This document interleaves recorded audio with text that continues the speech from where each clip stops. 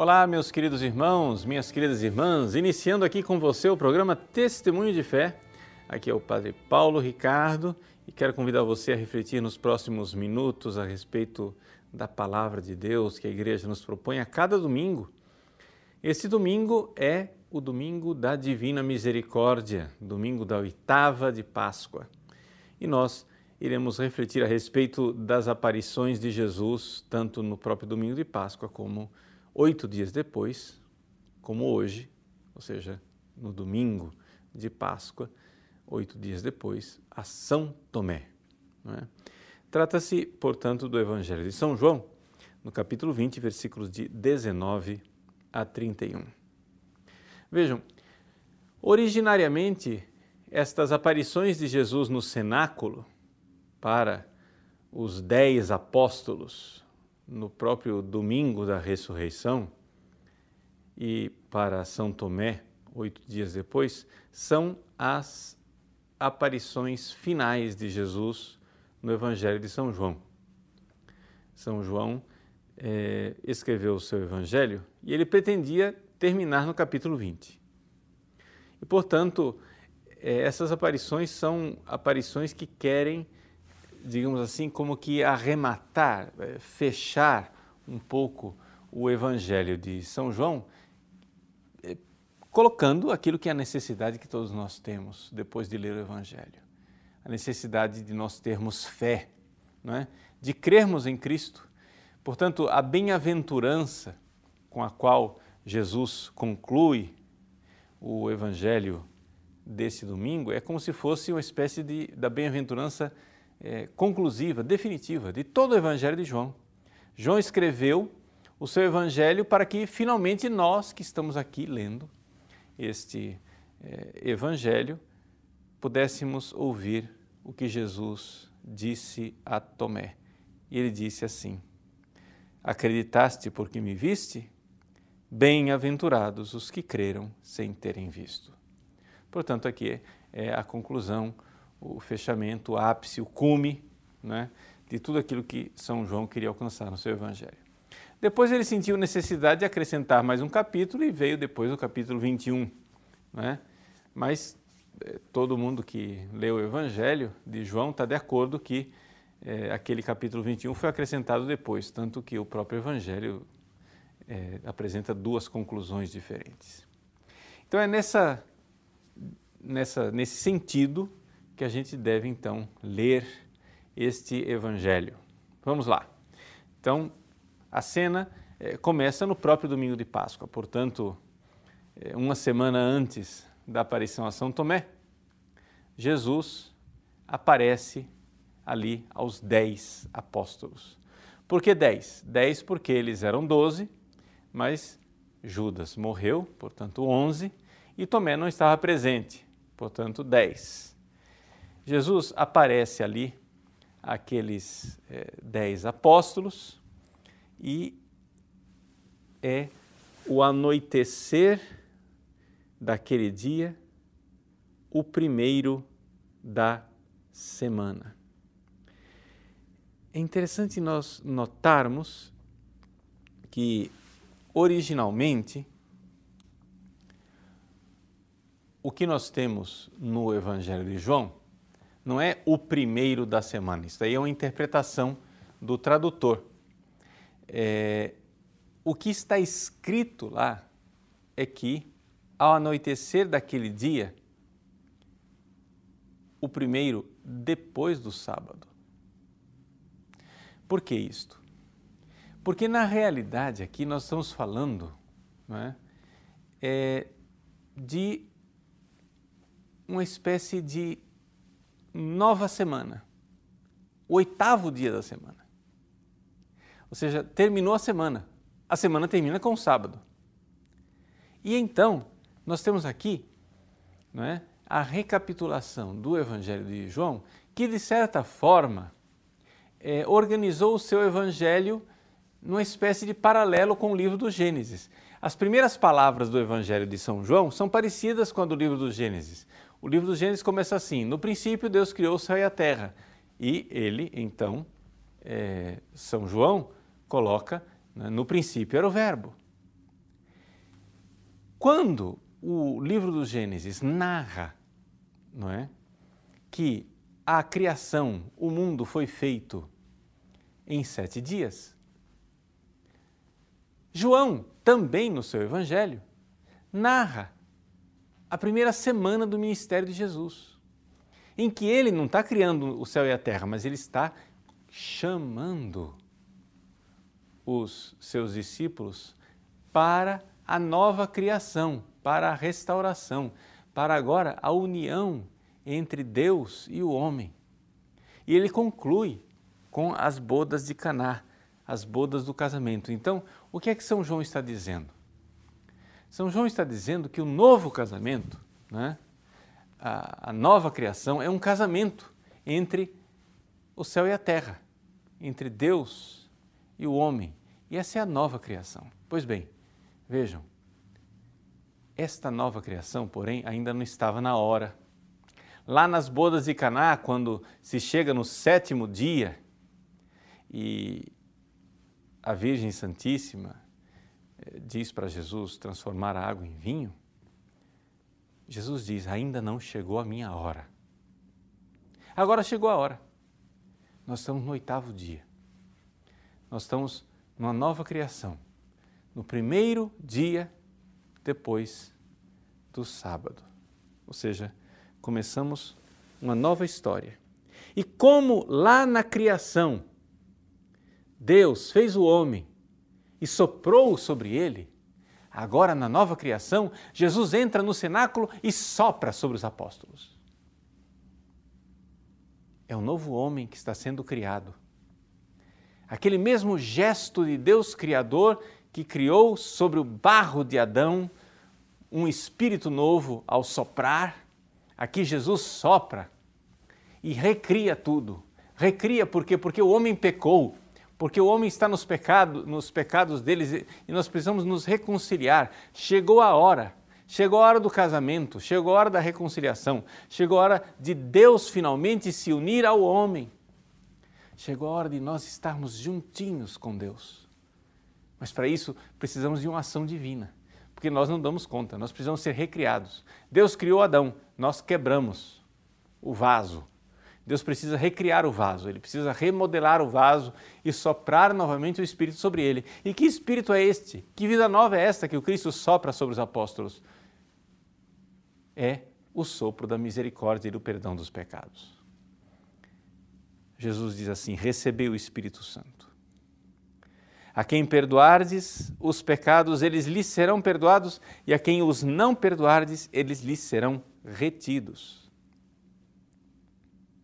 Então, ali no domingo de Páscoa, domingo da nova criação, em que se conclui, digamos assim, o Evangelho de São João, Jesus está nos mostrando que Ele, agora sim, né, se apresenta para nós como o Deus Criador que quer nos dar vida nova. Só que uma coisa é Jesus soprar, outra coisa é nós recebermos esse sopro. Uma coisa é Jesus nos redimir, outra coisa somos nós nos apropriarmos desta redenção. Uma coisa é Jesus nos salvar, outra coisa é essa salvação ser aplicada na nossa vida. E é aí, então, que entra o Evangelho de Tomé. A misericórdia divina precisa, para entrar na nossa vida, ser recebida com uma fé na misericórdia divina.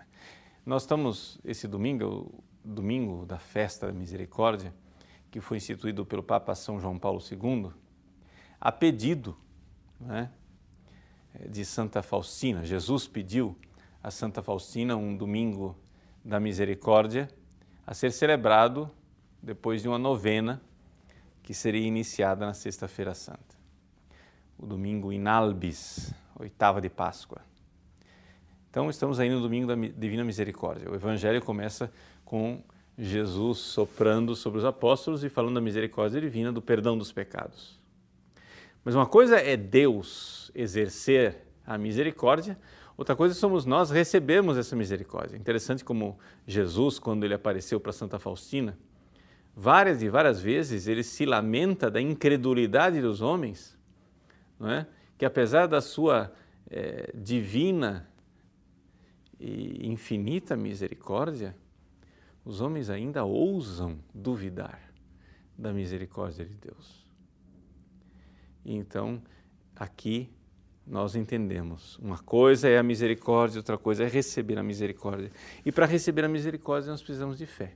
E aí que entra o Evangelho de São Tomé. O Evangelho diz assim, que Tomé, chamado Dídimo, que era um dos 12, não estava com eles quando Jesus veio. E aí ele recebe o quê? Recebe o testemunho dos apóstolos. Vimos o Senhor. E Tomé quer sinais. Veja só. Quais são os sinais que ele quer?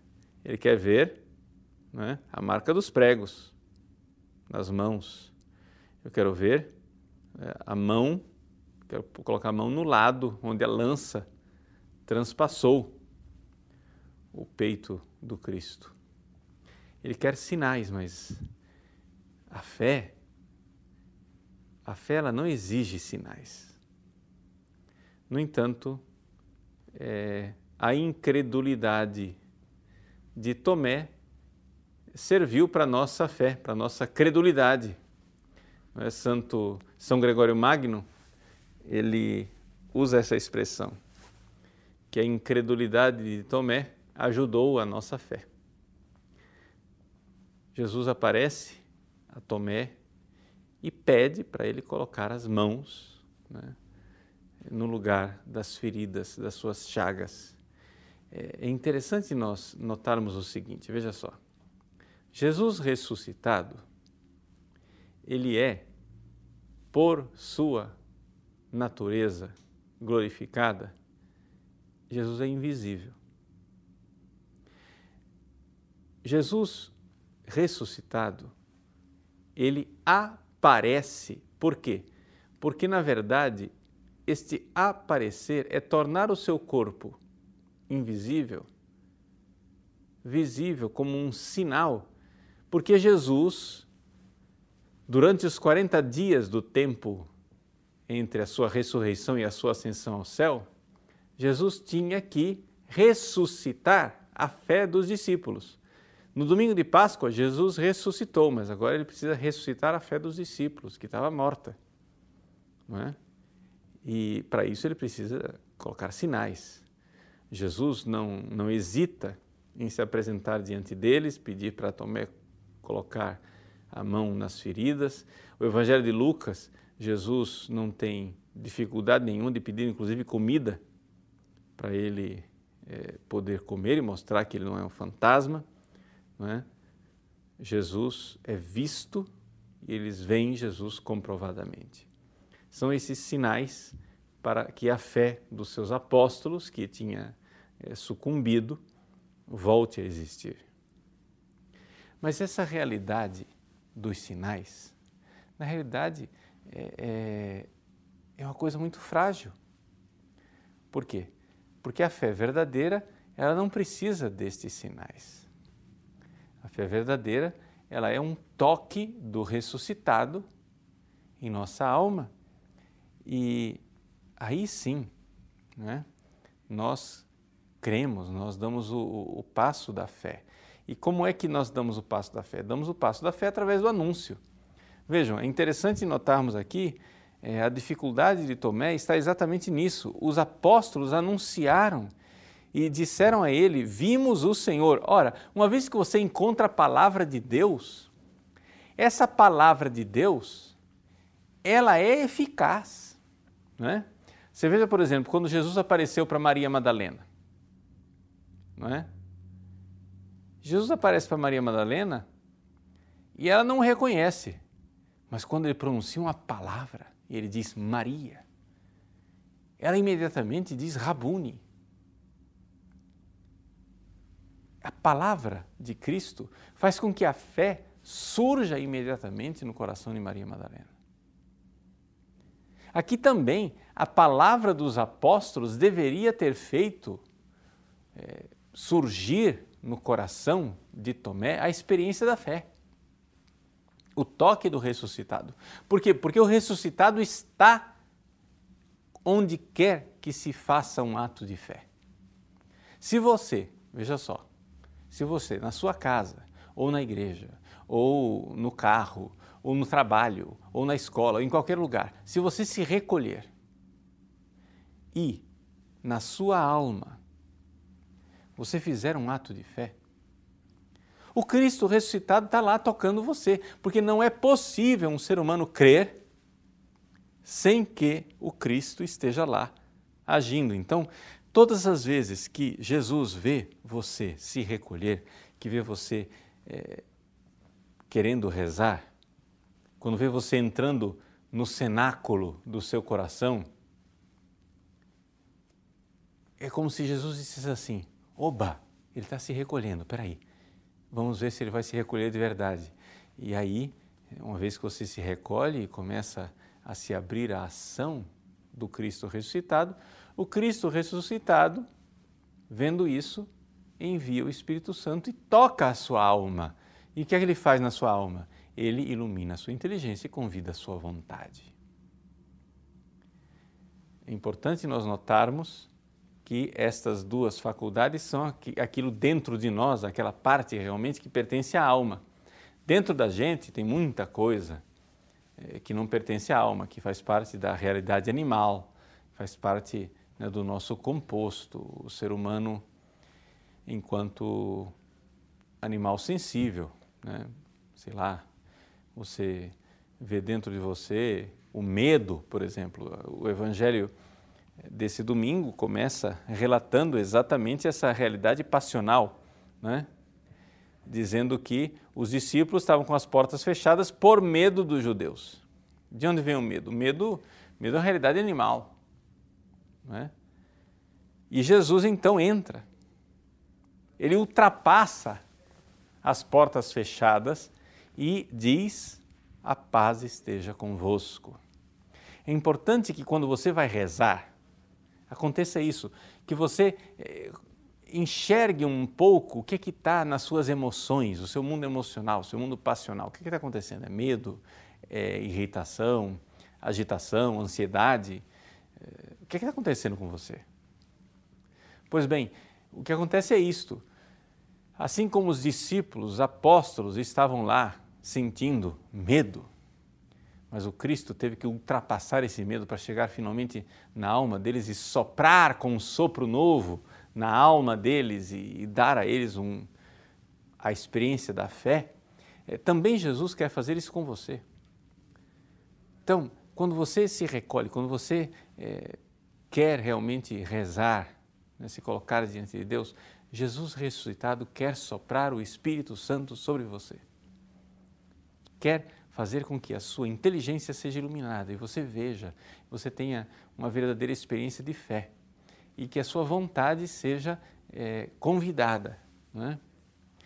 E assim o nosso mundo interior, a gente ultrapassa simplesmente aquela coisa mais animal e a gente consegue dar um passo maior, o passo da fé, que é o que ele quer de nós.